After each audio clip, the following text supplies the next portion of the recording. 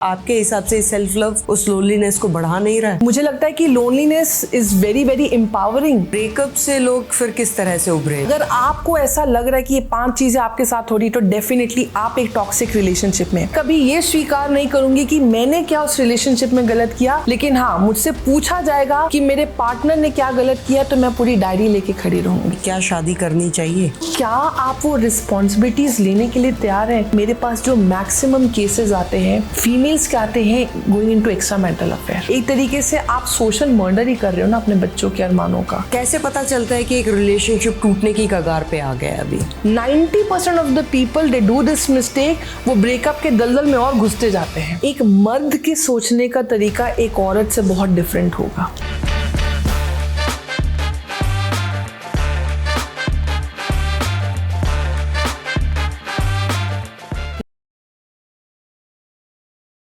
Welcome दिव्यदीप।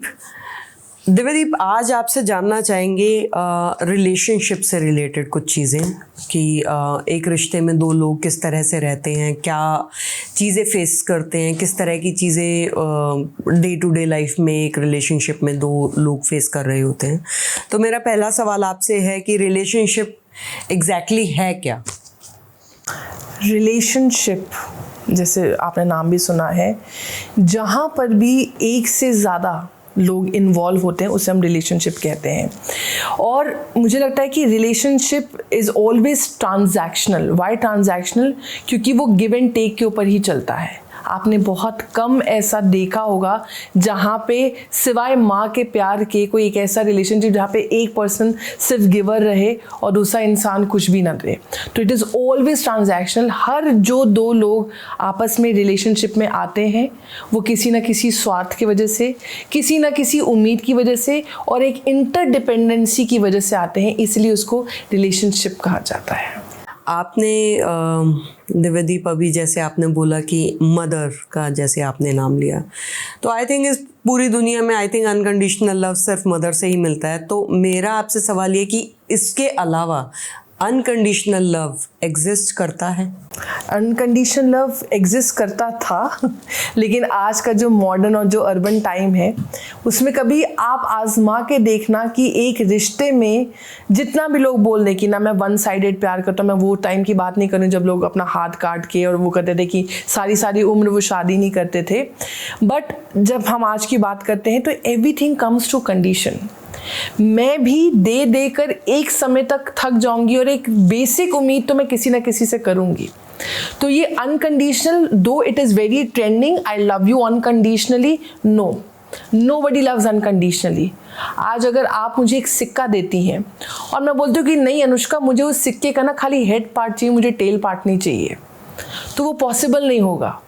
यही चलता आ रहा है आजकल कि हम लोगों के जितने भी गुड पार्ट है, जो उनका अच्छा हिस्सा है, उसे हम एक्सेप्ट करना चाहते हैं, बट उस अच्छे हिस्से के साथ जो एक ऐसा हिस्सा है वो जो बुरा है जिसे हम कहते हैं या थोड़ा सा वो क्रैंकी सा है, उसको हम एक्सेप्ट ही नहीं करना चाहते हैं। तो इसमें हम कैसे बोल सकते हैं कि it's unconditional? When you love somebody unconditional, that means even if you are brutal to me, I will still love you, but that doesn't happen. Divyadeep, जैसे आज की जनरेशन बहुत ज़्यादा एक वर्ड यूज़ करती है, सेल्फ लव। बहुत ट्रेंडिंग है ये कि यार खुद से प्यार नहीं करोगे तो दुनिया से कैसे करोगे। बट वो सेल्फ लव आई थिंक इतना हो गया है कि जो एक फैमिली टाइम होता था, जो अपने फैमिली के साथ बैठना उठना होता था, आई थिंक वो ख़त्म हो गया है। तो आपके हिसाब से सेल्फ लव कितना ठीक है? मेरे लिए सेल्फ लव की डेफिनेशन है, अगर मैं खुद के साथ 4 घंटे नहीं बिता सकती तो मैं किस हक से उम्मीद कर सकती हूँ कि वो जो दुनिया है, जो लोग हैं, जो मेरा पार्टनर होने वाला है या है, वो पूरी लाइफ मेरे साथ बिताए। तो सेल्फ लव की जो शुरुआत होती है वो आपके सेल्फ रिलेशनशिप से होता है। जो आपका सबसे पहला अहम रिश्ता होता है वो खुद के साथ होता है। अगर खुद के साथ आपका रिश्ता अच्छा है, मैं गारंटी दे सकती हूँ आपके सारे रिश्ते बहुत खूबसूरत होंगे।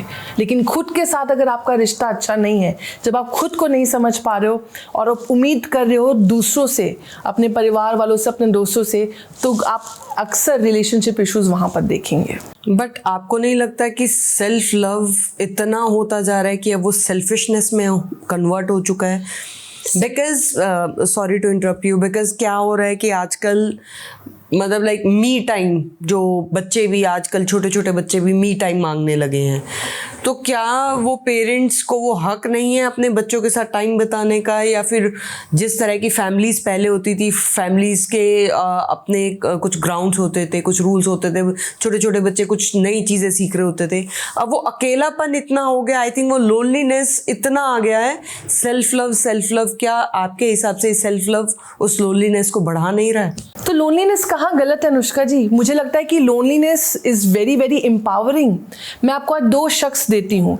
एक ऐसा इंसान जो हर इमोशन के लिए दूसरों के ऊपर डिपेंडेंट है, हर चीज़ के लिए बेग कर रहा है, इमोशंस के लिए बेग कर रहा है, लोगों के वैलिडेशन के लिए बेग कर रहा है, और एक ऐसा इंसान जो अपने साथ वो टाइम बिता पा रहा है, जो अपनी सराउंडिंग, अपनी कंपनी को एंजॉय कर पा रहा है। तो आप देखो कि आप किस पर्सन के साथ आप टाइम गुजारना चाहेंगी। आप डेफिनेटली, बिल्कुल मेरे हिसाब से loneliness is not wrong, it is just making you independent of any other person, it is making you independent of any other emotion, and it is making you empowered that you can take care of yourself without or with anyone. मैं आपसे ये पूछना चाहूँगी कि self love इतना होता जा रहा है, तो जो पहले थी आपकी जॉइंट फैमिली से न्यूक्लियर फैमिली में आए, अब वो न्यूक्लियर फैमिली में भी अब वो सेल्फ लव इतना हो चुका है या मी टाइम इतना हो चुका है कि इंसान धीरे धीरे अकेला पड़ता जा रहा है और वो डिप्रेशन की तरफ जा रहा है। इस चीज़ में आपका क्या कहना है?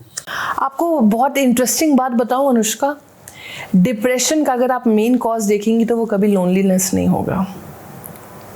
ये लोगों का मिथ है कि जो डिप्रेशन होता है वो लोनलीनेस की वजह से होता है, बिल्कुल भी नहीं। डिप्रेशन का जो मुख्य कारण होगा वो आपकी inability of taking the situations और accepting the situation. It can never be loneliness. तो वो डिप्रेशन का कारण नहीं है। और दूसरी बात जो आपने बोला कि लोग फैमिली टाइम कम स्पेंड कर रहे हैं, तो मुझे लगता है कि दिन में 24 घंटे हैं आपके पास, अगर आप 4 घंटे खुद के साथ दे रहे हैं, आप मेडिटेशन कर रहे हो, आप उसको सेल्फ लव बोलिए या आप उसको सेल्फिशनेस बोलिए, अब मैं अपनी हेल्थ के लिए दे रहे हैं, आप अपनी हर वो चीज़ के लिए दे रहे हैं, तो बीच के अगर बच्चे 20 घंटे अगर आप बैलेंस कर पाए तो नथिंग लाइक दैट। लेकिन मैं अभी भी बोलूँगी कि जो इम्पॉर्टेंस, जो प्रायोरिटी आपको देनी पड़ेगी, वो आपको जो वो 4 घंटे आप खुद के साथ बिता रहे हैं उसको देनी पड़ेगी, उसके बाद बाकी रिलेशनशिप आते हैं। सो दिव्यदीप जी, ब्रेकअप से लोग फिर किस तरह से उभरे? मतलब ब्रेकअप आज की डेट में बहुत बड़ा इशू है आजकल की जनरेशन के बीच में। वो आजकल की जनरेशन में भी था, पहले भी था। पहले भी दिल टूटना इतना आसान नहीं होता था, आज भी दिल टूटना उतना आसान नहीं है। इस चीज़ को समझते हैं अनुष्का कि आपने कभी सुना है कि किसी की बैलेंस शीट मैच नहीं की तो उसने सुसाइड कमिट कर ली? या कभी अगर आपने ये सुना हो कि किसी का इक्वेशन सॉल्व नहीं तो उसने सुसाइड अटेम्प्ट कर लिया? लेकिन आपने ये अक्सर सुना होगा किसी के साथ रिलेशनशिप में इशू थे या किसी के ऊपर डेट बहुत ज़्यादा हो गया तो उस पर्सन ने सुसाइड कर ली। उसके पीछे रीज़न, जो प्राइम रीज़न और इकलौता रीज़न है, वो ये है कि आप लव से तो ऑपरेट ही नहीं कर रहे हो, आप ऑपरेट कर रहे हो अटैचमेंट से। And true love is all about detachment. अगर आज आपका फ़ोन घूम जाए तो आप उससे अटैच्ड हैं, आपको दुख होगा, आपको परेशानी होगी, आपको उससे प्यार नहीं है। हम आज की डेट में ना लोगों से मोहब्बत नहीं कर रहे हैं, लोगों से अटैच्ड हो रहे हैं। इसलिए जब वो अटैचमेंट हटती है तो हम उसको ले नहीं पाते। वो डिपेंडेंसी इतनी ज़्यादा हो जाती है कि उस डिपेंडेंसी को हम तोड़ नहीं पाते और उस वजह से हमें लगता है कि now the life ends here. तो आपको क्या लगता है कि एक नॉर्मल सी बात करूँगी, कोई एक पेट को भी हम ले आते हैं, 2 दिन उसके साथ बिता लेते हैं, उससे इतना लगाव हो जाता है, उससे इतना प्यार, आप इसको कोई भी डेफिनेशन दे लीजिए, आप इसको प्यार की डेफिनेशन दे लीजिए, आप इसको अटैचमेंट की दे लीजिए, मगर कि एक इंसान इतना करीब है, चाहे एक पेट इतना करीब है, जब वो दूर होता है तो दुख होता है, चाहे वो अटैचमेंट हो चाहे वो प्यार हो, तो वो उस दुख से कैसे उभरे? Then you have not understood love the way love is. Love will never give you pain. Attachment will give you pain. आप जब किसी से मोहब्बत करते हैं तो आपका सबसे बड़ा जो उद्देश्य होता है उस पर्सन के लिए होता है, यह कहीं पर भी रहे, खुश रहे। इसकी खुशी। जब एक माँ अपने बच्चे के लिए लव करती है, लव, तो वो बोलती मेरा बच्चा मेरे साथ खुश रहे, किसी और के साथ खुश रहे, आबाद रहे, सक्सेसफुल रहे, वो प्यार है। हम अटैचमेंट तब आते हैं कि नहीं, ये तो मेरे साथ ही रहेगा तो ही खुश रहेगा, ये मेरे से दूर जाएगा तो खुश नहीं रहेगा और खुश होना भी नहीं चाहिए। वो कहाँ से आप किस हक से आप उससे प्यार बोल सकते हैं? You are made up of love, we are all made up of love. But आजकल हम लव प्रैक्टिस करना छोड़ के अटैचमेंट प्रैक्टिस करने में ज़्यादा फोकस कर रहे हैं। तो जैसे एक टॉक्सिक रिलेशनशिप के बारे में बात करते हैं कि एक टॉक्सिक रिलेशनशिप को किस तरह से हम लोग पहचान सकते हैं कि अब ये रिलेशनशिप एक टॉक्सिसिटी की तरफ जा रहा है, तो किस तरह से उस चीज़ को पहचाना जा सकता है? इस चीज़ को समझते हैं आप रिलेशनशिप में क्यों आते हैं, क्योंकि हर इंसान की अपनी कुछ नीड्स होती हैं। वो फिजिकल नीड्स होती है, वो इमोशनल नीड्स होती है, वो सोशल नीड्स होती है, जिसके कारणवश वो रिलेशनशिप में आता है। जब उसकी वो नीड्स फुलफिल हो रही होती तो उसको वो रिलेशनशिप अच्छा लगता है। जब उसकी वो नीड्स फुलफिल नहीं हो रही होती है तो धीरे धीरे वो रिलेशनशिप से थोड़ा सा कटने लगता है और फिर वो धीरे धीरे you start going into toxic relationship. Why? Because अब आपको आपको थोड़ा सा भी क्रिटिसिज्म आप नहीं ले पा रहे हो। तो ये 5 चीज़ें याद रखिए। अगर आपको ऐसा लग रहा है कि ये 5 चीज़ें आपके साथ हो रही तो डेफिनेटली आप एक टॉक्सिक रिलेशनशिप में। सबसे पहले जब आपका सेल्फ कॉन्फिडेंस गिर रहा हो, आपको बार बार ये सोचने पे मजबूर किया जा रहा हो कि I am good for nothing, then definitely you are in a toxic relationship. Second, अगर आपको बार बार लगे कि आपको फ्रीडम नहीं मिल रही और आपको एक कंट्रोलिंग का एहसास हो रहा है, you are definitely in a toxic relationship. जहां पे आपको ये बार बार फील कराया जा रहा है कि आप इनसिक्योर्ड हो, आप सिक्योर नहीं फील कर रहे हो उस रिश्ते में, तो इसका मतलब आप एक टॉक्सिक रिलेशनशिप में हो। और सबसे इम्पॉर्टेंट बात, जहाँ पे आपको एक्सेप्टेंस नहीं मिल रही है जैसे आप हो और आपको बार बार ये याद दिलाया जा रहा है कि आपको चेंज होना पड़ेगा, it's definitely a red flag that you are not in right relationship. Because the beauty of any relationship is to empower you, not to disempower you. Okay, so divorce rate इतना क्यों बढ़ रहा है India में? एक इसमें भी बड़ी इंटरेस्टिंग बात बताती हूँ अनुष्का, कि वो एक ज़माना था जहाँ पे सोशल मीडिया नहीं था, इतने एस्ट्रोलॉजर और इन्फ्लुएंसर्स नहीं थे, और आज की डेट में हम देखेंगे हर 5वां अकाउंट किसी एस्ट्रोलॉजर, किसी अकल साइंस हीलर या किसी टैरोट कार्ड हीलर का हो रहा है। बट सरप्राइजिंगली 2000 से अभी तक जो डिवोर्स रेट्स हैं इंडिया में वो डबल हो गए हैं। तो ऐसा क्यों? जब इतने एस्ट्रोलॉजर्स और हीलर्स बढ़ रहे तो फिर डिवोर्स रेट कम होना पड़ता है ना, कम होना चाहिए। The reason divorce rates are increasing in India because people's ability, जो लोगों की सहनशीलता है, जो लोगों का पेशेंस है, और सबसे इम्पॉर्टेंट बात, जो लोगों को दूसरों को एक्सेप्ट करने की क्षमता है, वो बहुत कम हो रही है, जिसकी वजह से आप देखेंगे डिवोर्स रेट इतने बढ़ रहे हैं। बट आपको क्यों लगता है कि वो चीज़, जो क्षमता है उनके एक्सेप्ट करने की किसी वो कम क्यों हो रही है? उसके पीछे क्या रीजंस लगते हैं? क्योंकि हम बहुत एक इंटरेस्टिंग चीज़ में हमेशा फंसे हैं, वो है बोलते हैं ब्लेम गेम, कि मैं कभी ये स्वीकार नहीं करूँगी कि मैंने क्या उस रिलेशनशिप में गलत किया, लेकिन हाँ, मुझसे पूछा जाएगा कि मेरे पार्टनर ने क्या गलत किया तो मैं पूरी डायरी लेके खड़ी रहूँगी। तो ये है कि यहाँ पे हम रिस्पॉन्सिबिलिटी ले ही नहीं रहे हैं, हम वो एक्सेप्टेंस ला ही नहीं रहे कि अरे वो पर्सन तो ऐसा करेगा। हम इसी में लगे हुए कि किस तरीके से मैं उसका स्वभाव बदल लूँ, लेकिन इस पर कोई काम ही नहीं करना चाहता कि किस तरीके से मैं अपना स्वभाव उस इंसान के प्रति बदल सकूँ। दिव्यदीप, जैसे डाइवोर्स के बाद कॉमन ऐसे क्या चैलेंजेस हैं जो लोग फेस कर रहे होते हैं? जो मैंने 3 सबसे ज़्यादा इश्यूज देखे हैं जब किसी का सेपरेशन या डिवोर्स होता है। सबसे पहले उनको ट्रस्ट इश्यूज होते हैं, तो उनके लिए बहुत डिफ़िकल्ट होता है किसी भी दूसरे रिलेशनशिप में एनरोल करना या इन्वेस्ट करना, इमोशनली एंड फिजिकली। दूसरा, एक बार बार आपके अंदर एक सेल्फ डाउट आ जाता है कि यार क्या होता है, हम माइंड जो हमारा काम करता है वो एविडेंस से काम करता है, तो लगता है कि नहीं यार वो नहीं चला है तो इस चीज़ की क्या गारंटी है कि ये भी चलेगा या नहीं चलेगा। और तीसरी सबसे इम्पॉर्टेंट बात जो लोग डिवोर्स के बाद फेस करते हैं is the trauma that they carry. आप कभी भी एक बहुत ब्यूटीफुल रिलेशनशिप में नहीं जा सकते अगर आपने अपने पास्ट का इतना बैगेज आप कैरी कर रहे हो। जितना पास्ट का आपका बैगेज होगा उतना आपके करंट रिलेशनशिप में इश्यूज आएंगे। तो सबसे पहले ये समझना बहुत ज़रूरी है कि आज अगर मैं एक रिश्ते से निकली हूँ और दूसरे रिश्ते में मैं जाना चाहती हूँ, मैं 6 महीने लूँ, मैं 6 साल लूँ, लेकिन वो जो समय है वो मुझे अपने आप की हीलिंग के ऊपर देना पड़ेगा। मुझे हर वो चीज़, हर वो ट्रॉमा, हर वो जो एक्सपीरियंस मैं कैरी करके आई हूँ अपने पिछले रिलेशनशिप से, उसको वाइप ऑफ करना पड़ेगा, उसको पूरी तरीके से लेट गो करना पड़ेगा। तब मैं तैयार हूँ एक नए रिलेशनशिप में आने के में।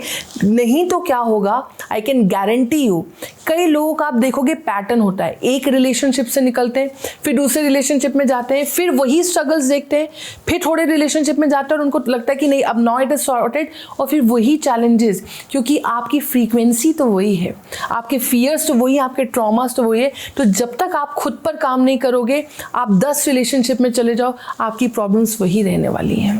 तो दिव्यदीप, आपको क्या लगता है कि लोग जितने भी आज की जनरेशन है, बहुत से लोग अब ये कहने लगे हैं कि शादी नहीं करनी, तो उसके पीछे क्या रीज़न है?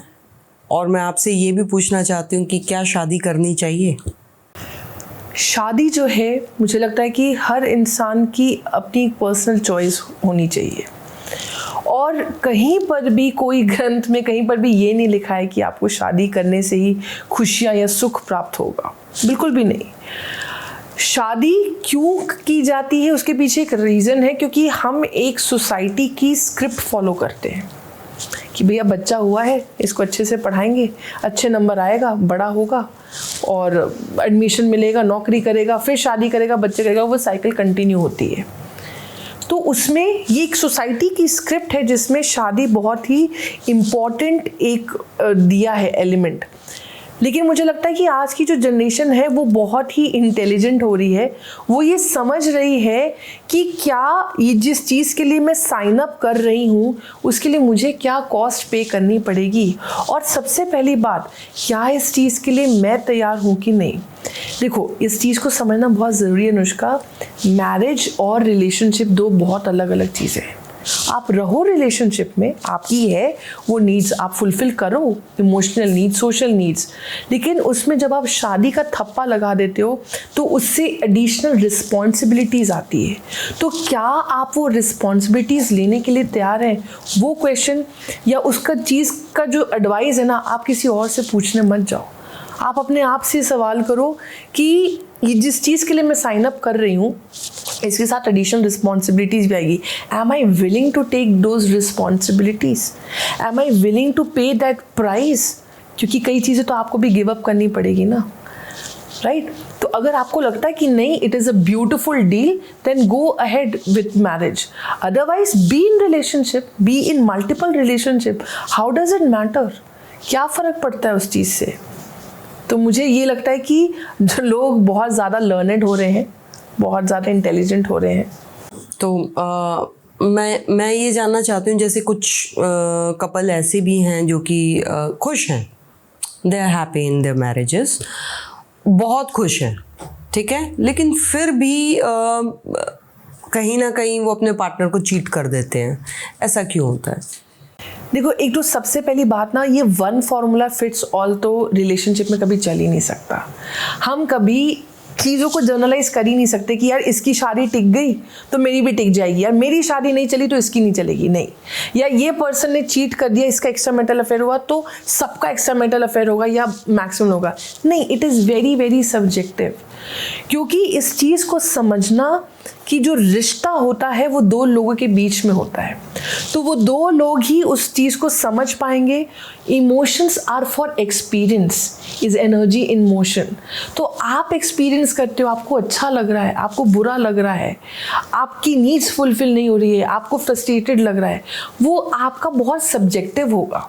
हर इंसान रिलेशनशिप में अपने अपने तरीके से कोप अप करने की कोशिश करता है, और फिर अगर वो चूज़ करता है कि नहीं ठीक है, मुझे यहाँ से बहुत टॉक्सिसिटी मिल रही है, मुझे यहाँ से मेरी नीड्स फुलफिल नहीं हो रही है, now it is time for me to actually think about myself and then you look for happiness outside, क्योंकि ये ह्यूमन नेचर है। हर इंसान अपनी खुशी, अपनी सिक्योरिटी, वो पैम्पर, वो कडलिंग, वो प्यार, वो वार्मथ चाहता है। अगर उसको नहीं मिल रही होती, आई कोच पीपल, आप मानोगे नहीं, मेरे पास जो मैक्सिमम केसेस आते हैं वो फीमेल्स के आते हैं going into extra marital affair, and mind it is not for physical reasons, it's for emotional reasons, क्योंकि उनकी जो इमोशनल नीड्स है उनके हस्बैंड नहीं फुलफिल कर पा रहे हैं, तो इस वजह से वो जाते हैं। और देयर इज नथिंग। आपके हिसाब से इमोशनल नीड्स क्या हैं? एक लेडी की, जैसे आपने बताया कि वो एक्स्ट्रा मैरिटल अफेयर में जाती है just because of emotional needs, तो इमोशनल नीड्स क्या हैं? इमोशनल नीड्स वो है कि मुझे अगर अपने पार्टनर के साथ सिक्योर्ड फील हो रहा है, मुझे अपने पार्टनर के साथ ऐसा महसूस कर रहा है कि आई एम होम, कि मुझे घर लगता है, कि मुझे यहाँ पे वो एहसास होता है कि ये मेरा घर है, वहाँ पे मुझे कोई फिल्टर्स लगाने की ज़रूरत नहीं है कि मुझे उससे प्रूव करना है। मैं जैसी हूँ मुझे पता है मुझे वैसे ही प्यार मिलेगा, वैसे ही एक्सेप्टेंस मिलेगी। एक पार्टनर के साथ आप वो इंसान होते हो जो आप किसी और के साथ नहीं होते हो, तो जब आपको वो स्पेस मिलता है कि आप कुछ भी शेयर कर सको, वो आपका सेफ जोन है, I think that is what your emotional need is. और आजकल की मैरिजेस में सब ऐसी रेस में भाग रहे हैं कि वो एक दूसरे को देने के लिए वो स्पेस ही नहीं है, वो वार्मथ ही नहीं है। तो हम तो इंसान हैं, वो वहाँ से नहीं मिलेगा तो कहीं ना कहीं तो जो दिल है वो तो खोजेगा कि यार कोई तो ऐसी जगह हो जहाँ पे मैं सेफ, जहाँ पे वो मैं अपना सेफ जोन कह सकूँ। तो जो वो सेफ जोन वही होता है, और people go out for emotional needs. But बहुत से कपल हैं, खुश हैं, चीज़ें हैं, फैमिली है, सब कुछ अच्छा चल रहा है, फिर भी मतलब like there is one term polyamorous, so वो लोग कौन हैं फिर? मतलब वो एक मल्टीपल रिलेशनशिप में क्यों रहना चाहते हैं? ऑल्दो वो खुश हैं अपने पार्टनर के साथ, वो अपने पार्टनर को नहीं खोना चाहते हैं, ये क्लैरिटी है उसके दिमाग में, लेकिन वो एक इंसान के ऊपर टिक भी नहीं पाते हैं, ये भी क्लियर है। तो ऐसा क्यों होता है? देखो अनुष्का, मैंने पहले ही बताया कि रिलेशनशिप में वन फॉर्मूला फिट्स ऑल तो एप्लीकेबल ही नहीं होगा। भाई सब इंसान की अपनी डिज़ायर है। आज मैं आपके साथ आर्गुमेंट कर ही नहीं सकती हूँ कि आपको वो इंसान क्यों पसंद है, या आपको दाल चावल क्यों पसंद नहीं है, या आपको एक पिज़्ज़ा क्यों पसंद है। I can not debate on that.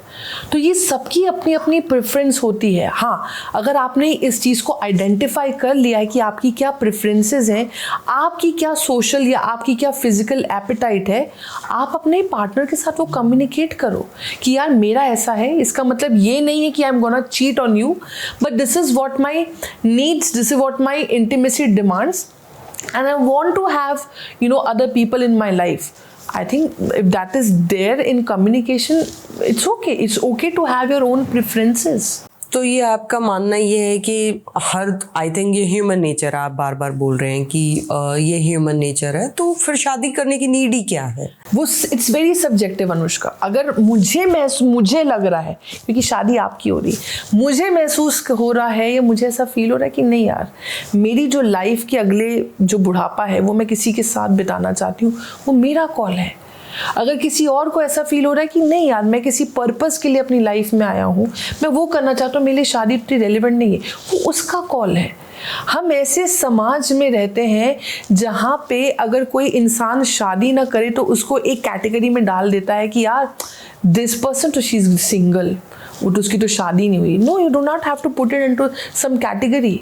It's okay. जैसे बाकी लोग जो शादी करते हैं वो उनका डिसीजन होता है, उनका राइट होता है, वैसे जो लोग नहीं शादी करना चाहते वो उनका डिसीजन। बट मैं इसमें आपके साथ थोड़ा सा डिसएग्री होंगी दिव्यदीप, बिकॉज आपने बोला हर इंसान की प्रेफरेंस है, लेकिन मैं अगर बात करूं इंडिया में, हाँ, बच्चों के पास तो वो अथॉरिटी ही नहीं होती है कि वो अपने प्रेफरेंसेस रखें। शायद 2 से 5% या मुश्किल से 10% ऐसे बच्चे होंगे, बिकॉज इंडिया में एक चलन है कि आप 22 से इन बिटवीन, कहीं पे भी 22 से 28 के बीच में आपकी शादी हो जानी चाहिए, and most of them are like not even settled. वो लोग सेटल भी नहीं हुए होते हैं बच्चे, तो उस कंडीशन में उनको अपने पेरेंट्स की सुननी ही पड़ती है। तो ऐसे में जो पेरेंट्स उनको प्रेशराइज कर रहे होते हैं, तो मैं आपसे जानना चाहती हूँ कि वो कितने ठीक हैं। वो चीज़ होनी चाहिए उन बच्चों के साथ या नहीं, या पेरेंट्स को ये चीज़ समझनी चाहिए कि ये चीज़ 1 साल 2 साल 3 साल बाद अब उन्हीं के बच्चों को प्रॉब्लम क्रिएट करेगी इन टर्म्स ऑफ डाइवोर्स या फिर रिलेशनशिप इश्यूज़। तो ये चीज़ के बारे में आप क्या बोलना चाहेंगे कि पेरेंट्स को ये चीज़ के ऊपर थोड़ा ध्यान रखना चाहिए, ऐसा कुछ? देखो, जो अगर आपको लगता है कि पेरेंट्स समाज और सोशल स्क्रिप्ट के चक्कर में आके ऐसे अगर फोर्स भी करते हैं, वो उस चीज़ की कॉस्ट पे करते हैं 3 साल बाद 2 साल बाद। Anushka, they will either find their girls, their daughters coming back home, divorce, some people committing suicides, ठीक है, या तो वो अपनी मेंटल हेल्थ को पूरी तरीके से बर्बाद कर चुके होते हैं। तो वो जो वो कर रहे हैं वो भी तो एक तरीके से आप सोशल मर्डर ही कर रहे हो ना अपने बच्चों के अरमानों का या उनकी प्रेफरेंसेस का। तो मुझे लगता है कि वो समझ जाते हैं। मैं ये नहीं बोलूँगी कि सारे 100% लोग इसी से गुजरते हैं। कई लोग होते हैं जो इवेंचुअली समय के साथ they make their peace with it and they find their happiness in it, and that is brilliant अगर वो वैसा कर सकते हैं। लेकिन कई लोग वहाँ पे फेल हो जाते हैं। तो यहाँ पे मुझे लगता है कि हर वो पेरेंट जो ये पॉडकास्ट इवन सुन रहे हैं वो इस चीज़ को समझे और अपने चिल्ड्रन से जाके बहुत हार्ट टू हार्ट कॉन्वर्सेशन करें। What is that they want, you know, what is that they want to choose for themselves. वो क्या अपनी लाइफ में क्रिएट करना चाहते हैं, उनको वो फ्रीडम देना, और वो फ्रीडम लेना मुझे लगता है हर बच्चे का अधिकार है। मैं थोड़ा सा इसमें और बात करना चाहूँगी। जैसे जब तक शादी नहीं हुई होती है, वो एक दिन के डिफरेंस में ऐसा क्या हो जाता है पेरेंट्स को कि शादी से पहले एक दिन पहले तक भी उनको ये लगता है कि हमारा बच्चा तो छोटा है, अभी हमारे बच्चे को पूरा का पूरा मतलब लाइक वो हम पे डिपेंडेंट है, उसका ध्यान हमें रखना है, सारी चीज़ें। एंड ऑल ऑफ सडन अगले दिन उनको ये हो जाता है कि अब तू अपनी जिम्मेवारी संभाल। तो ये इस बारे में आपका क्या कहना है? तो ये अक्सर बोला जाता है ना कि जो बेटियां होती हैं जब मायके में होती है तो लगता है कि कुछ दिनों की मेहमान है, ये तो अपने ससुराल चली जाएगी। जो ससुराल जाती है तो लगता है ये तो बाहर से आई हुई लड़की है। तो एक जो लेडी होती है उसको हमेशा लाइफ में ये स्ट्रगल ही करना पड़ता है कि मेरा एक्चुअल घर है कौन सा। अच्छा, एक रिलेशनशिप में दिव्यदीप बोला जाता है कि रिलेशनशिप इमोशनली अब्यूज हुआ है, उस चीज़ का क्या मतलब है? इमोशनल अब्यूज़ जब हम बोलते हैं कि हुआ है कि उस पर्सन के साथ रहकर हर मोमेंट मुझे कैसा महसूस हुआ, वो डिसाइड करता है कि वो एक इमोशनल मेरे लिए not getting the right word, मेरे लिए वो एक इमोशनल कंफर्ट था या इमोशनल अब्यूज़ था। भाई, जब आप रिलेशनशिप में होते हो किसी के साथ, आप 24 घंटे रहते हो। उस 24 घंटे में हर लम्हा आपको क्या महसूस हो रहा है। अगर उसमें से मैक्सिमम टाइम आपको घुटन महसूस हो रही है या मैक्सिमम टाइम आपको फ्रस्ट्रेशन, आपको लग रहा है कि नहीं मैं अपने आप को कुछ कर लूँ, आप सेल्फ हार्म करने तक आ गए हो, तो वो सारी चीज़ें जो होती जो आपके दिमाग में इम्प्रिंट हो जाती है, जिसमें कई साल लगते हैं, कई महीने लगते हैं आपको उस चीज़ से बाहर आने में, उसको बोलते हैं इमोशनल अब्यूज़। कि आज भी जब उस पर्सन का जिक्र हो ना तो आपको वो सारे अपने पेन, वो सारे, और कई बार वो फिज़िकल वायलेंस नहीं होता, वो फिज़िकल अब्यूज़ नहीं होता है। इमोशनल अब्यूज़ किस तरीके से आपको महसूस कराया गया उस रिश्ते में, वो होता है इमोशनल अब्यूज़। कितने गंदे तरीके से आपको महसूस कराया गया। जैसे कि आप देखोगे कि जो भी लोग रिलेशनशिप या ब्रेकअप होता है, जो बहुत ज़्यादा ऐसे अब्यूजिव, इमोशनल अब्यूजिव रिलेशनशिप से निकलते हैं, those people lose their sense of creativity. आप उनको देखोगे बहुत नम से रहने लगते हैं, बहुत ज़्यादा आप देखोगे उनमें कि वो बहुत ज़्यादा इमोशनलेस, उनकी लाइफ का जो ज़ील है वो ख़त्म होने लगता है। तो एक तो चलो रिलेशनशिप तो गया ही गया, लेकिन आपने किसी पर्सन की जो ऑरा थी, जिस पर्सन की जो एनर्जी थी, हाई ऑन एनर्जी थी, क्रिएटिविटी थी, आपने वो भी उस इंसान से छीन ली। एक रिलेशनशिप में कंपैटिबिलिटी कितनी इम्पोर्टेंट है? आई टीच ग्राफोलॉजी, जिसमें एक बहुत बड़ा एलिमेंट होता है कंपैटिबिलिटी का, और मैं हमेशा बोलती हूँ ये कहीं नहीं लिखा है, कोई रिलेशनशिप हैंडबुक में नहीं लिखा है कि 2 incompatible partners cannot be a good pair. No, it is not. अगर आप incompatible भी हो तो भी अगर आप एक दूसरे की वैल्यू करते हो, एक दूसरे की रिस्पेक्ट करते हो, एक दूसरे को समझते हो, तो मुझे लगता है कि आप जितने भी इनकम्पैटिबल हो जाओ, ये 3 जो इंग्रेडिएंट्स है आपके रिलेशनशिप को पार करा देगी। क्योंकि इनकम्पैटिबिलिटी किसको बोलते हैं कि आपका आज प्रेफरेंस है, फॉर एग्जांपल स्मोक करना, मेरा प्रेफरेंस नहीं है स्मोक करना, हमारी आइडियोलॉजी डिफरेंस हो गया। अब यहाँ पे we become incompatible because then we can say that you the other person is more spiritual, I am not that spiritual, वहाँ पे अगेन आइडियोलॉजिकल डिफरेंस हो गया।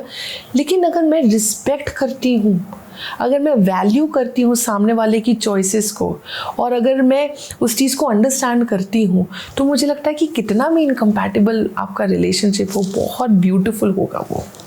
आपके हिसाब से एक मैरिज में इंटीमेसी कितनी इम्पॉर्टेंट है?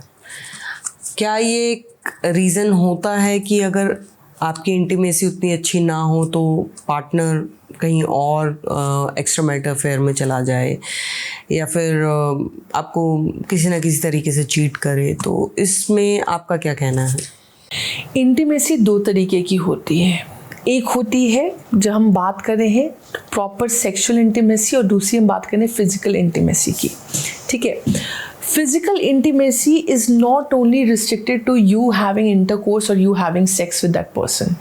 Physical intimacy means if my partner is coming home from a long time, तो वो आके मुझे हग कर रहा है, वो आके मुझे वो किस कर रहा है, वो आके मुझे कडल कर रहा है, ठीक है। या अगर आज हम साथ में मूवी देख रहे हैं तो आपका पार्टनर आपको हाथ पकड़ के आपके कंधे पे सर रख कर वो मूवी देख रहा है।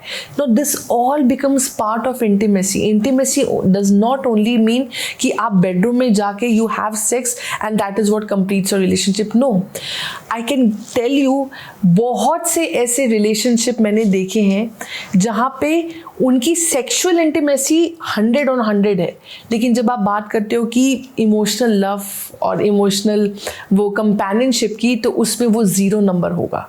तो ये कहीं पर भी नहीं है कि अगर आपकी सेक्सुअल लाइफ बहुत अच्छी है तो आपका रिलेशनशिप बहुत अच्छा है। हाँ, ये वन ऑफ द फैक्टर्स हो सकता है, लेकिन उससे ज़्यादा इम्पॉर्टेंट जो है इज़ योर फिजिकल इंटीमेसी। क्योंकि एक एज के बाद जब आपके टेस्टोस्टेरोन लेवल कम होंगे, आपकी जब ये सारी जो फिजिकल नीड कम होती जाएगी, तो वहाँ पे आपको सेक्सुअल इंटीमेसी नहीं चाहिए होगी, वहाँ पे आपको फिजिकल इंटीमेसी चाहिए होगी।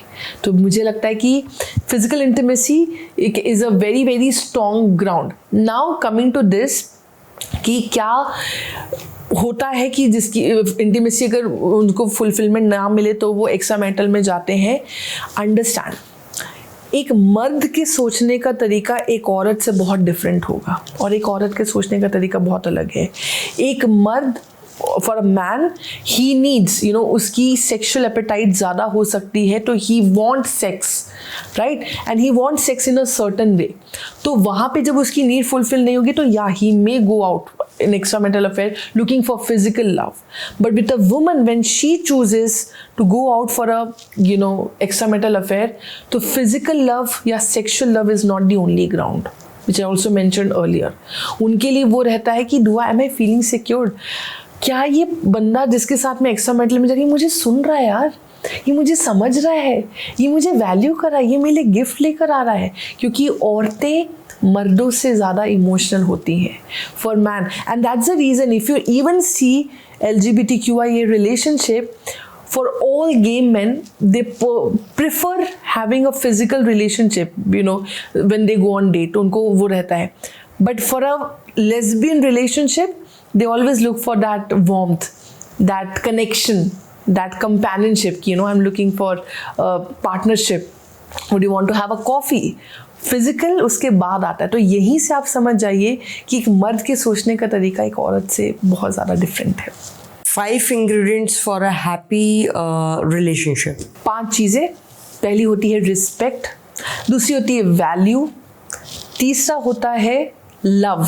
When I say love, I do not mean attachment, I mean love. चौथा होता है सिक्योरिटी, और 5वां होता है केयर।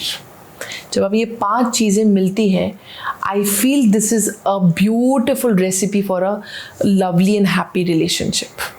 दिव्यदीप, कैसे पता चलता है कि एक रिलेशनशिप टूटने की कगार पे आ गया है अभी? तो इसका सबसे पहले तो ये चीज़ समझते हैं कि ज़रूरी नहीं है कि रिश्ता तभी टूटेगा जब आप दोनों एक दूसरे से डिस्टेंस हैं, यानी कि अलग अलग जगह पे। कई ऐसी शादियां आपने देखी होगी, एक घर में एक कमरे में रह के भी वो रिलेशनशिप टूटा हुआ है। उसको हम बोलते हैं क्वाइट ब्रेकअप, यानी कि मन ही मन में वो दोनों लोगों में जो एक रिलेशनशिप में होते हैं, दोनों ने मन ही मन में ब्रेकअप कर लिया है, लेकिन कन्फ्रंटेशन नहीं कर रहे हैं, कम्युनिकेट नहीं कर रहे हैं। ठीक है, आपको ये सबसे पहला साइन होता है जब आप कम्युनिकेट करना छोड़ देते हो।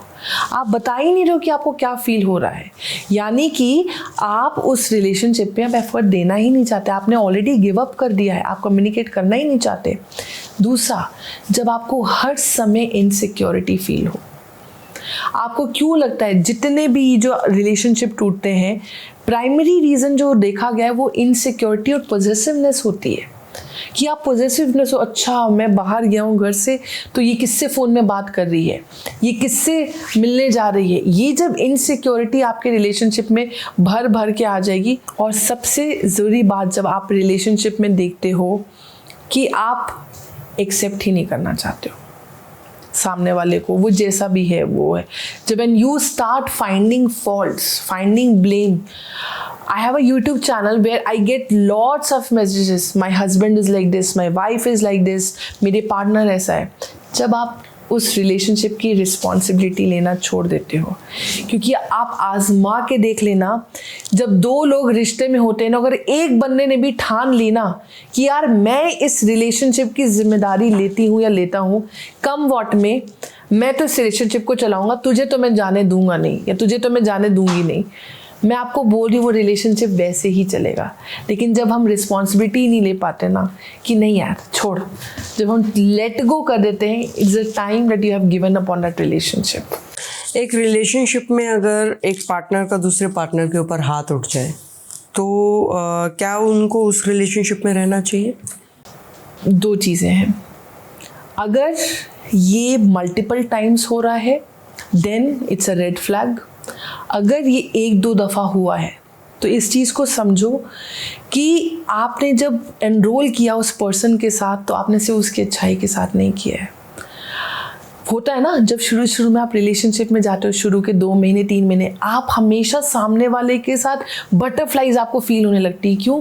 क्योंकि आप सामने वाले इंसान का हमेशा अच्छा साइड देख रहे होते हो। लेकिन जब कुछ समय बीतता है तब वो इंसान पूरा उभर के आपके सामने बाहर आता है, जिसमें उसके कुछ प्लस होते हैं, कुछ माइनस होते हैं। और मुझे लगता है कि अगर ऐसा इंसिडेंट आपके साथ हुआ है और सामने वाला उस चीज़ की रिस्पॉन्सिबिलिटी लेकर उस चीज़ को जेन्युइनली अगर फील कर रहा है तो I think every person deserves a chance. Okay, social expectations क्या होती हैं? सोशल एक्सपेक्टेशंस ये होती है कि समाज में हम एज अ कपल कैसे दिख रहे हैं, वो आपकी सोशल एक्सपेक्टेशन होती है कि क्या आज अगर मैं 4 लोगों के बीच में बैठी हूँ तो क्या मेरा पार्टनर मेरे साथ बदतमीजी में बात कर रहा है, मुझसे डिसरिस्पेक्टफुली बात कर रहा है या मुझसे आदर से बात कर रहा है। ये एक सोशल एक्सपेक्टेशन होती है। दूसरी सोशल एक्सपेक्टेशन होती है कि क्या जब हमारे पास इन्विटेशन आ रहा है तो क्या हम खुशी खुशी वहाँ पे जा रहे हैं या दुख से जा रहे हैं या लड़ के जा रहे हैं। ये एक सोशल एक्सपेक्टेशन होती है। तीसरा बहुत सारी ऐसी चीज़ होती है। तो सोशल एक्सपेक्टेशन है कि आप एज अ कपल दुनिया को क्या पोर्ट्रे कर रहे हो, दुनिया वाले आपके बारे में क्या सोचे, अरे वो तो हमेशा लड़ते रहते हैं, अरे वो तो बड़े टॉक्सिक हैं, पता नहीं वो क्यों उसके साथ है। क्या आप ये एक इमेज पोर्ट्रे कर रहे हो या पूरे hi they are such love birds, यार how much they are in love, they are such an inspiration.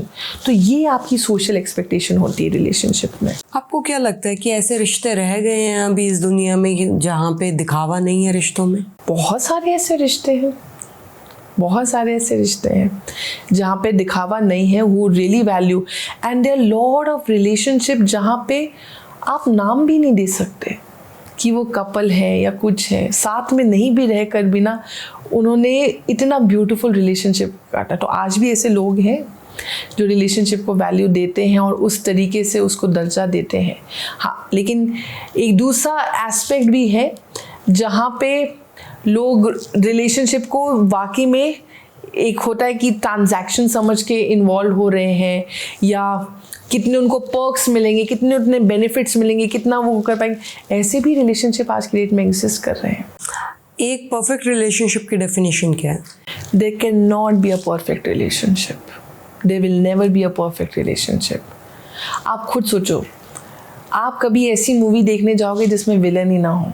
नहीं ना, क्योंकि हर चीज़ जब लबी डबी होगा तो आप भी बोर हो जाओगे। तो इसीलिए बोलते हैं fights bring you closure, disagreements will tell you the real side of each other.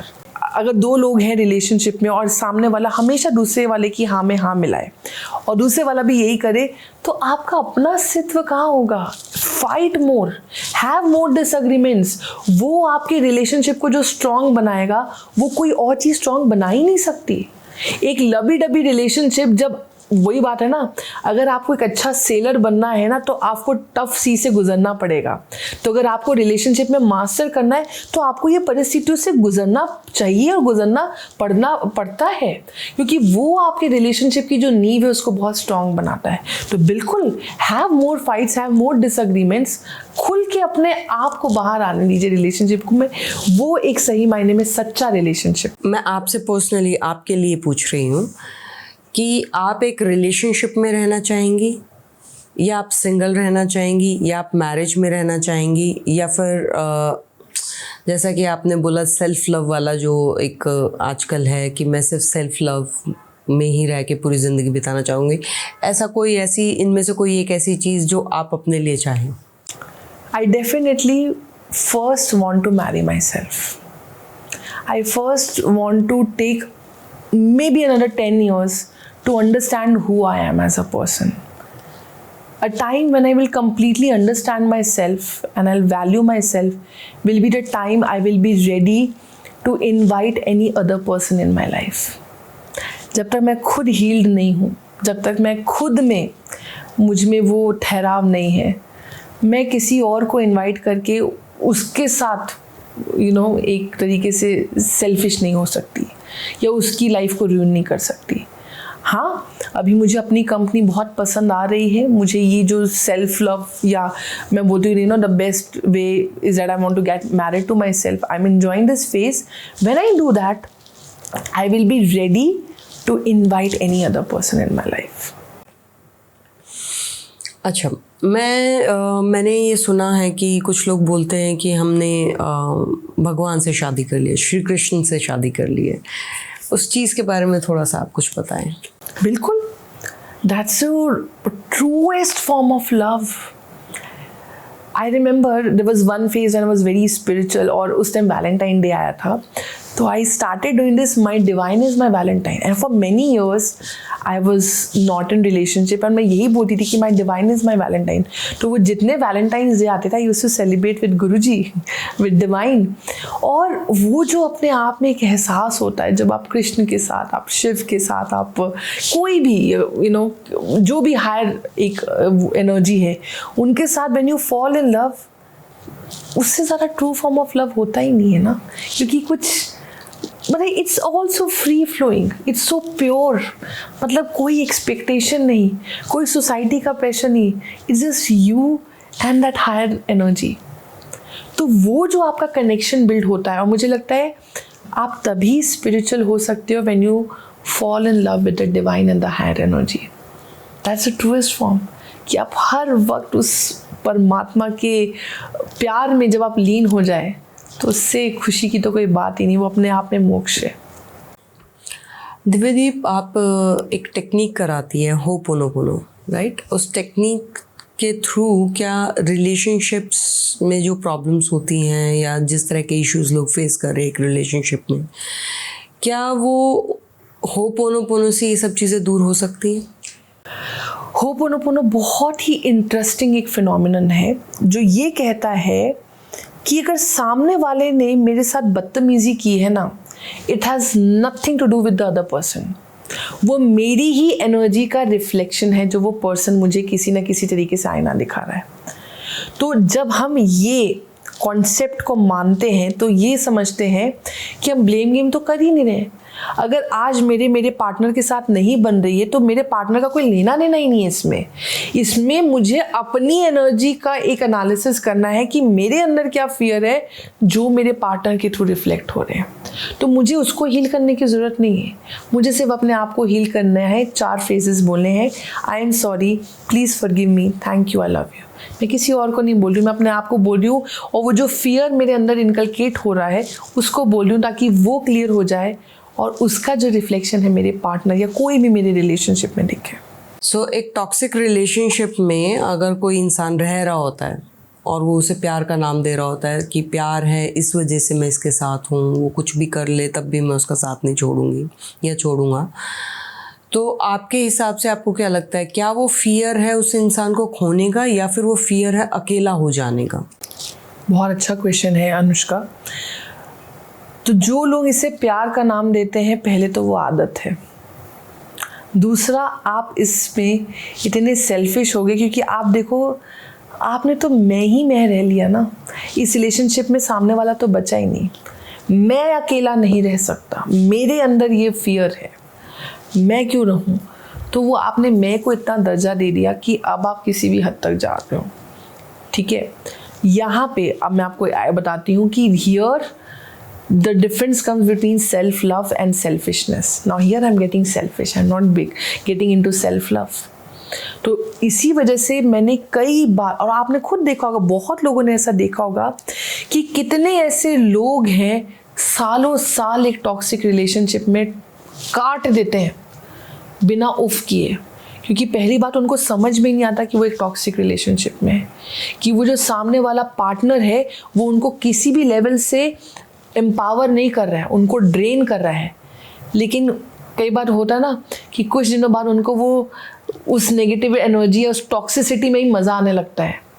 तो लोग ऐसे हो जाते हैं कि जब इतने साल गुजारते हैं, और इसका सबसे बड़ा फियर जो आपने भी बोला, वो फियर ये होता है कि व्हाट इफ़ आई फेल। अभी तो ये रिश्ता चल रहा है, जैसे चलने दो, कल को कोई ऐसा पार्टनर आ गया जो ये भी ना दे पाए तो भैया यहीं पे सेटलमेंट कर लो, यहीं इसी को चलने दो, क्योंकि उनकी वो रिस्क टेकिंग एबिलिटी ही नहीं होती। तो उनको लगता है कि अब जो चल रहा है, आधी ज़िंदगी कट गई, आधी और कट जाएगी, and they ready to compromise without any of. Ma'am, breakup से ओवरकम कैसे किया जाए? ब्रेकअप जब होता है लोगों का, तो सबसे बड़ी गलती करते हैं इमीडिएटली दूसरे रिलेशनशिप में जंप कर लेते हैं। ये गलती बिल्कुल भी ना करें, क्योंकि उससे एक चीज़ तो गारंटी है, क्योंकि जिस रिलेशनशिप में आप जंप कर रहे हो वो रिलेशनशिप भी बहुत ज़्यादा दिन नहीं चलेगा। खैर, ब्रेकअप का मतलब ही होता है breaking up with the world and finding that peace within yourself. ये बहुत ज़्यादा सुपरफिशियल साउंड कर रहा होगा, लेकिन एक्चुअल में यही इसका सोल्यूशन है। ब्रेकअप के बाद होता क्या है, लोग ये जितने भी बीप राग के गाने सारे सुनने लगते हैं। ठीक है, वो आपकी एनर्जी को और डर लगता है। दोस्तों के सामने आप रोने लगते हो, हर वो चीज़ उनकी फोटोग्राफ्स को देखना। आप समझो भैया, आपको इस ब्रेकअप से निकलना है या इस ब्रेकअप के दलदल में और घुसना है? और 90% of the people they do this mistake, वो ब्रेकअप के दलदल में और घुसते जाते हैं, क्योंकि कई बार उनको उस दर्द में भी मज़ा आने लग गया है, थैंक्स टू हमारे बॉलीवुड सॉन्ग्स। तो ये सारी जब चीज़ें आप कर रहे होते हो, मुझे लगता है कि एक बार के लिए डिस्कनेक्ट होके अपने आप से पूछो कि सबसे पहले आप एक ग्रैटिट्यूड में आइए कि यार thank God, you know this was the life. और हमेशा लाइफ में याद रखना, रिलेशनशिप कोई भी हो, कोई भी इंसान आपकी लाइफ में जो आता है, या तो वो ब्लेसिंग बन के आएगा या वो लेसन बन के आएगा। तो आप ये सोचो कि ये जो बंदा या बंदी मेरी लाइफ से गया है, ये क्या मेरे लिए ब्लेसिंग थी या क्या ये मेरे लिए लेसन था? अगर ब्लेसिंग थी तो उसका बहुत शुक्राना करो, और अगर लेसन था तो एक सीख दे के गया है कि आगे इस तरीके की रिलेशनशिप में आपको नहीं जाना है। So फिर दूसरी चीज़, start doing things that you enjoy. This is a time when you get to prioritise yourself over anyone. तो अपने आप को प्रायोरिटी देना शुरू करो, हर वो चीज़ करना शुरू करो जिससे आपको खुशी मिलती है। आप देखोगे जितने लोगों का ये वेट ट्रांसफॉर्मेशन होता है ना, ये ब्रेकअप या डिवोर्स के बाद ही होता है। क्यों होता है? क्योंकि इंसान अपने आप को समझने के लिए वो समय निकालने लगता है, अपने आप को प्रायोरिटी देने लगता है। ठीक है, ये सारी चीज़ें करिए और लाइफ में कुछ क्रिएटिविटी लेके आइए। मैं बोलूँ क्रिएटिविटी लेने का मतलब है कि जब when you get into any kind of creative field, it means that you are kind of channelizing your sexual energy. तो आप किसी क्रिएटिव, कोई भी, आपको आर्ट पसंद है, पेंट पसंद है, गाना पसंद है, जहाँ पे आपकी क्रिएटिविटी इन्वॉल्व हो वो चीज़ करिए आप। ठीक है, दूसरों से जाके अपनी सॉब स्टोरी मत गाइए, मेरे साथ ये हो गया, वो ऐसे करता था। एक बहुत अच्छी वो है, शट द पास्ट। तो आपको वो डोर जो है परमानेंटली क्लोज करना पड़ेगा and stop discussing your breakup with everyone. I am sure आपके पास 2-3 लोग होंगे जिसमें आप जाके कन्फाइड कर सकते हो, उनसे शेयर करो, but you can not keep going on and blabbering the same story. मैं इसके इसी पे आपको कुछ बोलना चाहूँगी। एक one of my friends mother, उन्होंने मेरे को बोली थी ये बात कि बेटा किसी को अपने दुख मत बताओ, क्योंकि टूटे घर की तो लोग है ना ईंटें भी चुरा ले जाते हैं, समथिंग लाइक दैट। तो हाँ, लोग उससे ऑफ कोर्स लोग रिलेशनशिप को उस तरह से ना समझ के, ब्रेकअप को उस तरह से ना समझ के ऑफ कोर्स उस चीज़ को अपने तरीके से, अपने फ़न के तरीके से ले जाते हैं। वो ये नहीं समझ रहे होते कि सामने वाले का दर्द क्या है। जैसे कि आप देखो, पेंसिल जब टूटती है, ब्रेक होता है, तो आप फिर से इसको शार्पन करके और ज़्यादा अच्छी एक नोक निकालते हैं। उसी तरीके से अपने आप के साथ वही व्यवहार रखिए कि कोई चीज़ टूटी है, आप उसको शार्पन करिए अच्छे से और अपना वो हिस्सा या वो पर्सनालिटी बाहर निकालिए जो अभी तक आप निकाल ही नहीं रहे थे। क्योंकि आप इस गाने सुनते हुए, अपनी सॉब स्टोरी लोगों पे गाते हुए, ये आपको दलदल में और लेकर जाएगा। तो ये कुछ चीज़ है जो आपको बिल्कुल करनी चाहिए ब्रेकअप के बाद, ताकि आपका एक नया जन्म हो सके। सो मैम, एक सही पार्टनर को कैसे चुना जाए? सही पार्टनर को पहली बात तो आपको ऑटोमेटिकली वो फीलिंग आ जाएगी, this is somewhere my home, this place belongs to me. ठीक है, और सही इंसान जो होगा ना, आपको उसकी प्रेजेंस में वो एनर्जी फील होगी। अब अक्सर ये सुना गया है कि जब लोग नए नए रिलेशनशिप में आते तो एवरीथिंग इज़ वेरी हंकी डोरी, बहुत बटरफ्लाइज होती हैं, वायलेंस बजते हैं। 3 महीने बाद ना धीरे धीरे समय चेंज होने लगता है। क्यों? आज भी इंसान जो है ना अपनी फीलिंग्स से ड्रिवन है, कमिटमेंट से नहीं। तो मैं कह रही हूँ, अगर आज मेरा नया नया रिलेशनशिप हुआ, मैं आपको दिन में आपके साथ 5 घंटे फ़ोन में बात कर रही हूँ, तो क्या होगा, 3 महीने बाद मैं शायद 5 घंटे बात नहीं करूँगी, मैं 2 घंटे बात करूँगी, 1 घंटे बात करूँगी। शुरू में पहले शायद हम रोज़ कॉफ़ी पे जाएंगे, कुछ दिन बाद हम नहीं जाएंगे। तो ये सारी चीज़ें जब चेंज होने लगती है ना, तो आपको लगता है कि नहीं, वक्त के रिश्ते बदल रहे हैं, वक्त के साथ बदलते, वो वक्त के साथ नहीं हो रहा है, आपका रिश्ता वो जो है वो मैच्योर हो रहा है, इवॉल्व हो रहा है। तो उसको उस नज़र से देखें। So people are driven by feelings, not commitment. If today मैंने किसी के साथ रिलेशनशिप में आई और मैंने बोला कि this is what I am going to do for you, मैं कभी तुम्हारा साथ नहीं छोड़ूंगी या कभी ये नहीं करूँगी, वो मैंने वचन दे दिया उस पर्सन को। लेकिन मैंने तो उस टाइम फीलिंग्स में आके बोल दिया, 3 महीने बाद ये ह्यूमन नेचर है, आपकी फीलिंग्स वो सेम नहीं होगी। तो जब फीलिंग्स चेंज होती है तो लोगों के रिश्तों के डायनामिक्स भी चेंज होते हैं। ठीक है, तो आप जब पार्टनर खोज रहे हैं तो ऐसा पार्टनर खोजिए जो अपने शब्दों की वैल्यू करता है, कि आंधी आए तूफान आए, ये इंसान मेरे साथ खड़ा रहेगा। ये पर्सन अगर इसने कमिटमेंट दी है, आप उसके बिहेवियर को देखिए कि अगर ये बोल रहा है कि नहीं यार मैं हूँ तेरे साथ, तो ये वो कितना उस चीज़ को वो कर रहा है, फॉलो कर रहा है। ऐसा तो नहीं कि सिर्फ बोलने की आड़ में या फीलिंग्स में बोल रहा है। तो ये सारी चीज़ें पहली चीज़। तो दूसरी चीज़, take your time, nobody is running away. मैंने बहुत अक्सर देखा है लोग 2-2 दिन में लाइफ टाइम की कमिटमेंट दे रहे हैं। आप 2 दिन में तो उसका 5% भी नहीं समझ पाए हो और आप अपनी लाइफ की कमिटमेंट उस इंसान के साथ दे रहे हो। इसीलिए अगर आपको शादी भी करनी है, it is always a good decision to stay in living relationship, explore. शादियाँ जो टूट रही हैं वो इसी वजह से कि जब आप साथ में रहने लगते हो तो आपका रिश्ता बहुत अलग होता है। और जब आप दूर दूर अलग अलग घर में या फ़ोन पे वो रिश्ता होता है तो वो बहुत अलग होता है। तो ये सारी चीज़ें देखो and automatically at the end you will always get that vibe from that person. Ma'am एक चीज़ और पूछना चाहूँगी मैं, जैसे शादी में बहुत एक लेविशली पेरेंट्स शादी करते हैं अपने बच्चे की, बहुत खर्चा करते हैं तो ये कितना सही है, बजाय उसको इंडिपेंडेंट करने के अपने बच्चे को कि भाई ठीक है, उनको सारी ज़िंदगी पहले अपने ऊपर डिपेंडेंट रखते हैं, एक बहुत बड़ा अमाउंट शादी में लगा देते हैं और उसके बाद फिर किसी और पे डिपेंडेंट होने के लिए अपने बच्चे को भेज देते हैं। तो आपके हिसाब से पेरेंट्स के अंदर, उनकी सोच के अंदर क्या बदलाव होने चाहिए? So Anushka, with this see people are getting aware, ठीक है, लोग आज थोड़े बहुत फिर भी अवेयरनेस में आ गए, जहाँ पे आप देख लो बहुत क्लोज स्पेस में लोग वेडिंग्स कर रहे हैं, खर्चे बचा रहे हैं और अब ज़्यादातर इन्वेस्टमेंट करें, तो वो एक शुरुआत तो हो चुकी है। लेकिन हाँ, मुझे लगता है कि आपकी बेटी हो या बेटा हो, उसको इंडिपेंडेंट बनाना आपकी सबसे पहली जिम्मेदारी होती है। वो बेटों के लिए भी एप्लीकेबल है, बेटियों के लिए भी एप्लीकेबल है। तो जब मैं बोली कि उनको इंडिपेंडेंट बनाना ज़रूरी है, तो आप देखिए कि अगर मेरा जो बजट है 50 लाख का है या 10 लाख का है, तो मैं इसमें से किस तरीके से इसको बैलेंस करूं कि जहाँ पे मेरा बच्चा पहले इंडिपेंडेंट बने, उसके बाद अगर बचता है तो वो मैं फिर फाइनली उसकी शादी में वो कर सकूं। इंडिपेंडेंट का तरीका ये भी हो सकता है कि ठीक है, आप किसी को FD करा के दे रहे हो अपने बच्चे को, आप अपने बच्चे को कुछ बिजनेस खोल के दे रहे हो, कुछ वो करो, तो मुझे लगता है वहाँ पे एक राइट अप्रोच शुरू होगी। और ये जो आपस में लोग शादी कर रहे हैं, वहाँ पे एक दोनों के बीच में एक सिक्योरिटी की फीलिंग होगी, एक वो फीलिंग होगी, नहीं यार I am secured, I am independent. तो वो जो डिपेंडेंसी है, जिसकी वजह से जो फियर पनपता है कि यार ये मुझे छोड़ के चले गया तो क्या हुआ, ये मुझे छोड़ के गई तो क्या हुआ, आप उस फियर को भी कम कर सकते हो अगर आपने राइट अप्रोच से इन्वेस्टमेंट की है।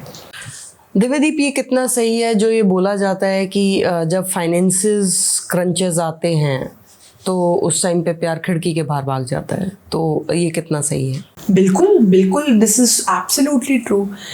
आपने अक्सर देखा होगा कि जब दो लोग रिलेशनशिप में होते हैं या कोर्टशिप पीरियड में होते हैं, मैं तो दाल रोटी भी खा लूँगी, मैं तो ये भी खा लूँगी। देखो, बोलने में और उस चीज़ को एक्सपीरियंस करने में ज़मीन आसमान का फ़र्क होता है। आप हर रोज़ दाल रोटी नहीं खा सकते, ठीक है, कभी आपको चाहिए होगा बाहर की चाउमीन, बाहर की पाव भाजी, तो दिस इज़ इनएविटेबल। और यही एक रिश्ते की करीब परीक्षा होती है। मुझे लगता है कि अच्छा समय भी सबके साथ पूरे टाइम नहीं रहता, हर समय नहीं रहता, इसी तरीके से बुरे समय भी हर टाइम नहीं रहता। लेकिन जो पार्टनर आपके बुरे समय में आपका साथ देगा ना, वो गारंटी है कि अच्छे समय में तो आपके साथ रहेगा ही रहेगा, ठीक है। तो वो आपके पार्टनर की एक सही रूप में पहचान होती है कि इस परिस्थिति में अगर वो मेरा साथ दे गया तो there is nothing that can separate us. That means this person knows my worst, has been with my thick and thin. तो वही तो कंपेनियनशिप है। मुझे लगता है मैं ये मैसेज देना चाहती हूँ कि रिलेशनशिप की जगह ना कंपेनियनशिप खोजिए। एक सबसे बड़ा डर यही होता है ना कि यार शादी नहीं कराई या रिलेशनशिप में नहीं रहे तो कल को बुढ़ापा कैसे कटेगा, अभी तो सब ठीक है, अभी तो आप यंग हो, ठीक है, फैमिली होनी ज़रूरी है। मुझे लगता है have a partner who can be your excellent companion, जिसके साथ आप अगले 20-25 साल वो समय भी देख रहे हो कि जब आपको ज़रूरत होगी तो ये पर्सन आपके लिए एज अ कंपेनियन बन के खड़ा रहेगा या खड़ी रहेगी। It can be your friend, it can be your brother, it can be your sister, it can be your cousin, और it can be a partner जो ठीक है आप मल्टीपल लोगों के साथ रिलेशनशिप में रहो, बट एक कंपेनियन बन के रहो। और काफ़ी लोग आजकल ये फॉलो कर रहे हैं। तो मुझे लगता है कि कंपेनियनशिप आपको ज़्यादा ज़रूरी है रिलेशनशिप से ज़्यादा। तो ये बहुत हार्ट टू हार्ट कॉन्वर्जेशन हुई अनुष्का और मेरी, और उम्मीद करती हूँ कि आप सबको अच्छा लगा होगा और कुछ तो ऐसा आपको आज महसूस हुआ होगा अपने रिश्तों को लेकर, अपने आप को लेकर, कि आपको सोचते पे मजबूर कर दिया होगा कि क्या मैं सही तरीके से एक रिश्ता जी रही हूँ या नहीं। तो अगर आपको ये कंटेंट अच्छा लगा है तो सब्सक्राइब ज़रूर करें, दूसरों से शेयर ज़रूर करें, क्योंकि हमने काफ़ी ऐसी कॉन्वर्जेशन इसमें की है जिसमें वाकई आपको एक बार तो सोचना पड़ेगा कि आप किस रिलेशनशिप में हैं, कैसे रिलेशनशिप में हैं, उस रिलेशनशिप को बेटर कैसे कर सकते हैं, या अगर आप रिलेशनशिप में जाने वाले हो तो क्या आप दिमाग में चीज़ें रख सकते हैं. So thank you so much. It was Divyadeep this side, Anushka, and will see you in the next podcast.